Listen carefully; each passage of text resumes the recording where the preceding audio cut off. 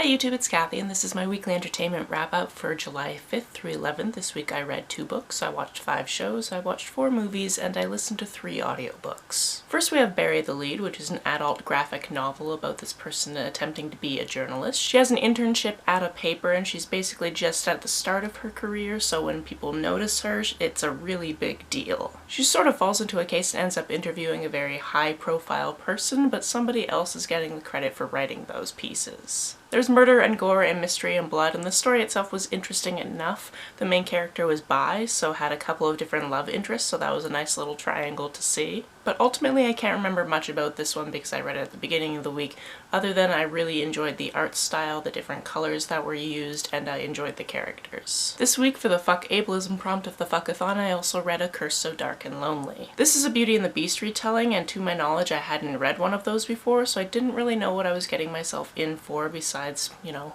thinking of what I had seen in Disney movies. Harper lives in our world with her brother and her mother, and they're kind of down on their luck because their dad used a loan shark, and now that he's skipped town, that loan shark is looking for the money. The reason why the dad got the loan shark is the mom has cancer, and obviously the treatments are very expensive. Harper also has cerebral palsy, which affects her mobility. On the other side of the story, we have Prince Ren, who needs to break a curse. Every season he gets his trusty sidekick Gray to get him another girl in hopes that that girl will fall in love with him and break this curse, because they've currently been reliving the same season over 300 times now. They ran out of girls to try this on in their own place ages ago, so Gray has been coming into our world and stealing girls, which is exactly what happens here. Well, not exactly, because Gray was trying to steal this other girl. Harper saw this girl being abducted, hit Gray with a crowbar, and ended up being the one that Gray took. What I really liked about this adaptation is it really played with the Beauty and the Beast aspect of it. Ren doesn't look like a beast at current. Ren turns into a beast every season if the curse isn't broken, and every time it's a different creature.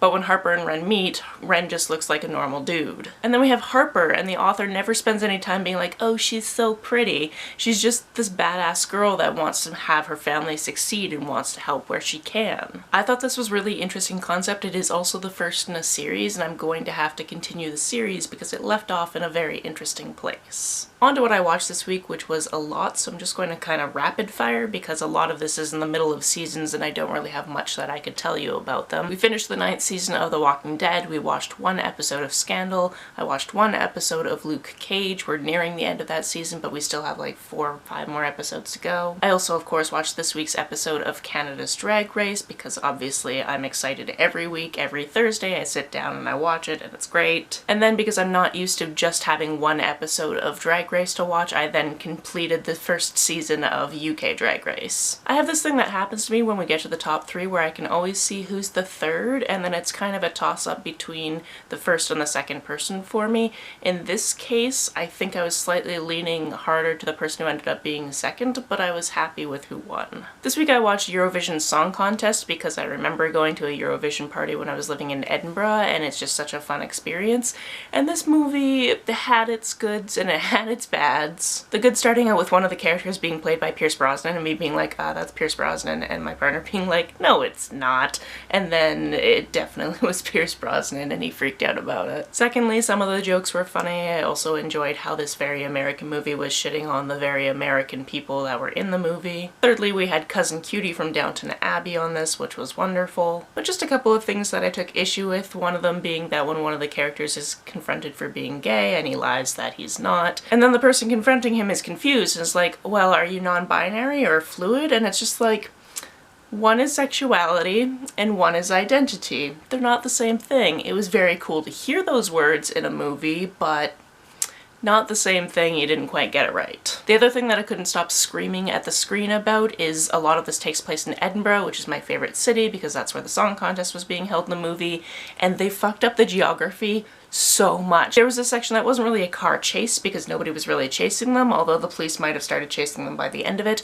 and they were just going up through these roads to get to the venue, and every other shot I was like, that's not where that road goes. You can't turn there. That's a pedestrian lane. And then they would turn and get to the venue. I'd be like, there's not a building there. Like, I don't understand. There was also this other section where they were at somebody's mansion and like looking at the view from the mansion. I was like, no, that's the view from Calton Hill. This mansion I think I've actually seen before. It's on the other side of the town. What is happening? So yeah, if you've never been to Edinburgh, these things will not annoy you, but if you've been to Edinburgh, you'll be like, that's not how geography works. This week we also watched Frozen 2, because why not? It was a movie. It wasn't as good as the first one, but that's fine. Ultimately, the characters were cute. It did try to confront colonialism a little bit, as much as you can in a Disney movie, and it was fine. It just wasn't spectacular to me. This week I got around to watching Disclosure, which is a documentary where a bunch of different actors and writers and producers who are trans come together to talk about trans representation in media. Spoilers, a lot of it was not good, and I was pretty happy that I hadn't seen a lot of the media that was disgusting. One of the things I really appreciated about this documentary is you would have somebody talking about how this thing was really, really bad for representation, and then you would have the next person saying, I actually didn't mind the representation in this because at least we had representation. And you can see that just because two people are trans doesn't mean they have the same opinions on a piece of media. Because marginalized identities are not a monolith, and I love that this highlighted that. This week I also finally got around to watching American Son. This is an interesting movie because the majority of it takes place in one room. There is one section where she walks down a hallway and there are a couple of different like flashbacks, but the majority of this movie is in this room in the police station where this mother is waiting to hear about something that happened with her son. The mother is played by Kerry Washington, and obviously she does a phenomenal job. All we know at the start is that her and her son had a little bit of an argument before he left the house. He hasn't come home, he's not picking up his phone, and the police call her at 3 o'clock in the morning to let her know that her son's car was involved in an incident.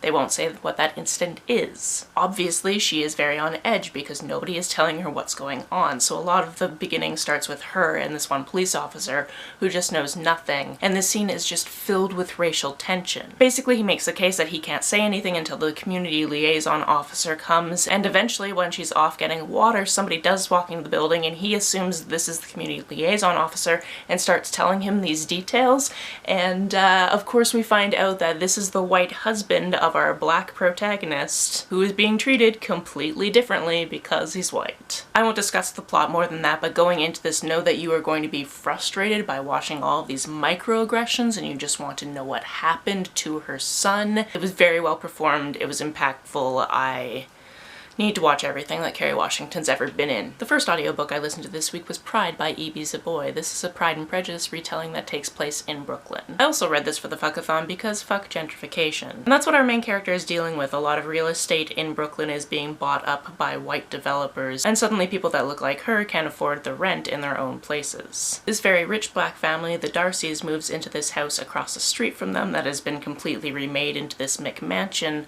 and she takes issue with that. I thought that this was redone in some very interesting and fun ways. As you probably know about me, I don't really like classics, but I like classic retellings. One of the bonuses of consuming this as an audiobook is it's narrated by Elizabeth Acevedo, which is especially wonderful because our main character also writes poetry, so you get to hear Elizabeth Acevedo speaking this poetry, which is what she does, and it's just so good. An audiobook that had me screaming at it while I was listening to it in the car is called Good Talk. This is a memoir of an Indian woman who is married to a Jewish man who is talking to her young son about the racism in the States at the moment. Obviously, if you've ever hung around young children, they have questions, and sometimes they're not so easy to answer. This dealt with not only prejudice in the United States from people such as 45, but it also dealt with the colorism she faces within her own family. And people treating other people like they're less than because they have darker skin is one of the things that I scream about when I'm listening to it as an audiobook. So fortunately I was in a car by myself. This is a full cast audiobook, which obviously I'm a fan of, and it was rather short as well. So if you're looking for something easy to consume that is also going to make you very angry,